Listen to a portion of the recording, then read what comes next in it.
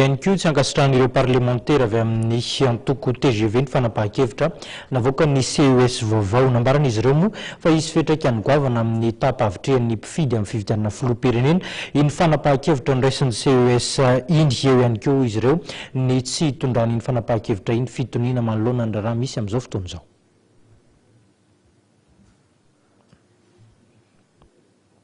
Mbola tsy vonona ny sary mahakasika an'izay dia andrasantsika miandalana eo ihany fa raha araka ny fanambarana navoaka ny fitsarana manokana miadidy ny fifidianana moa dia nambaran'izy ireo fa ny fametrahana ny fanoloana ny taratasy filatsako vodina amin'ny fifidianana filoham-pirenena raha ny fantatra dia ho amin'ny rahampitso talata amin'ny fitoro ariva no fara fandraisana izany ho an'ireo izay mbola tapa-kevitra ametraka ny taratasy fialana ihany kosa dia ho amin'izay ihany koa no fara fandraisana an'izay etsy Ambohida etsy ny Premier ministre lehibe ny gouvernemanta ihany koa etsy ankilany tondra ny fomba fijeriny mahakasika ny fanapahan-kevitra izay navoaka ny CES vaovao izy ireo moa dia nanambara fa ny fanapahan-kevitra izay niraisin'ny CES dia fanapahan-kevitra fahinoana fanapahan-kevitra tsy miandanina amin'izana amin'izy ary everiny ihany koa fa ny vahoaka malagasy ny tokony ho jereny ao anatin'ny fandraisana fanapahan-kevitra tahaka ireny.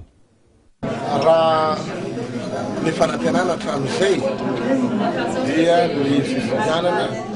no hialantsika amin'ny krizy. Ataoko fa izay no zavatra niteneniny olona rehetrarehetra na ny mpanao politika na ny olona tsotra na ireo mpiara-miombonantoka amintsika ny communauté internationale koa dia niteny an'izay. Ka rehefa misy lalana hita fa afahantsika makany amin'izany fifidianana zany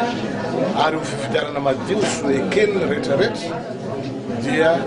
everiko fa lalana anankiray tokoa